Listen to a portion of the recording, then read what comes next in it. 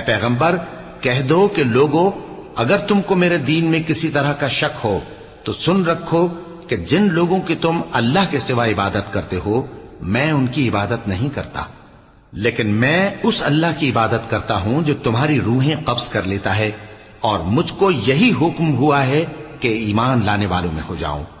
اور یہ کہ اے نبی سب سے یکسو ہو کر دین اسلام کی پیروی کیے جاؤ اور مشرکوں میں ہرگز نہ ہونا،